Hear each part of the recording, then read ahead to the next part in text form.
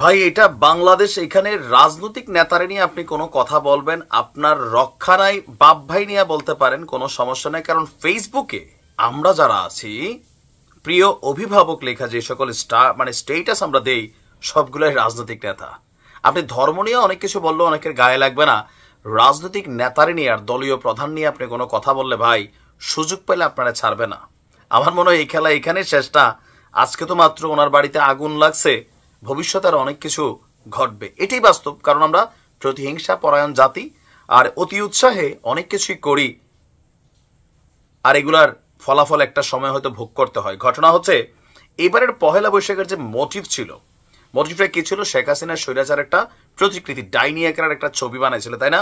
একবার এটার আগুন দিয়ে পোড়াই দিছিল, বাট তারপরেও অন স্পট ইনস্ট্যান্ট 2 দিনের মধ্যে কিন্তু আরেকটা বানাইয়া আমাদের চারুকলা পরিষদ বা যারা আছেন তারা এটারে শো আপ করছেন। তো শেখ হাসিনার অবস্থাটা কি এটা দেখা, বা আওয়ামী লীগের নেতাকর্মীদের অবস্থানটা কি?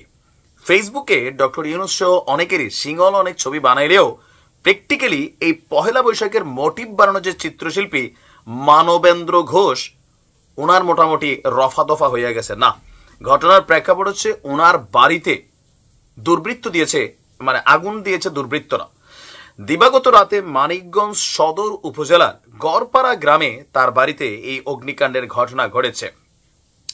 ঢাকায় বর্ষবরণ আনন্দ শোভাযাত্রায় ক্ষমতাচ্যুত শেখ হাসিনার মুখের আদলে ফেসিস্ট হাসিনার মোটিভ বানানো হয়, আর এই মোটিভ তৈরির কাজে যুক্ত থাকার কারণে ধারণা করা হচ্ছে তার বাড়িতে আগুন দেওয়া হয়েছে। এ বিষয়ে চিত্রশিল্পী মানবেন্দ্র ঘোষ বলছেন, তিনি কেবল বাঘের মোটিভটি তৈরি করছিলেন, শেখ হাসিনার মোটিভটি তিনি তৈরি করেন নাই। তিনি আরো বলেন, এই মুহূর্তে পরিবার নিয়ে নিরাপত্তাহীনতায় ভুগছি, প্রশাসনের কাছে আমার পরিবারের নিরাপত্তা চাই। এখন তিনি কেন বলছেন? কারণ এটা ভয়ের বিষয়, এটি বাংলাদেশ, এটাই ভয়ের বিষয়। তিনি করেন নাই, তাহলে কে করছেন? ভবিষ্যতে ওইটাও হয়তো ইনভেস্টিগেশনে যাবে, যেহেতু তিনি বলছেন তিনি করেন নাই, তিনি বাঘেরটা বানাইছিলেন। তাহলে বুঝেন কি পরিস্থিতি।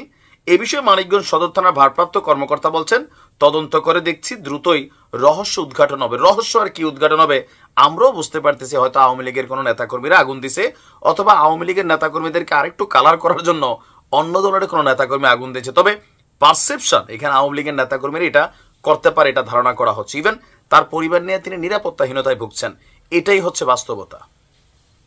পহেলা বৈশাখে এবারে বেশ কিছু জিনিস ঘটেছে, এর মাঝখানে শেখ হাসিনার যেই মোটিভটা ছিল, এই মোটিভটা 100% পলিটিক্যাল পয়েন্ট অফ ভিউতে যারা তৈরি করছেন, যারা এটার উৎসাহ দিয়েছেন, আওয়ামী লীগ ধৈর্যই রাখছে আগামী জীবনে কখনো যদি ক্ষমতায় আসি, 5 বছর 10 বছর 20 বছর এইটার সাথে সংযুক্ত আসিফ হোক, নাহিদ হোক, সার্জিস হোক, কাউরেই কিন্তু আওয়ামী লীগ ছাড়বে না। অথবা বিএনপির আমলেও যদি এরকম কোনো ঘটনা ঘটতো, বিএনপি ক্ষমতায় আসলেও ছাড়তো না। এটাই হচ্ছে বাস্তবতা। এখন দেখেন ঘটনা ঘটে কার নির্দেশে, আর বাটে পড়ে কারা। তো যাই হোক, আমরাও এই ঘটনাটার আদপান্ত জানতে চাই, কারা তার বাড়িতে আগুন দিয়েছেন।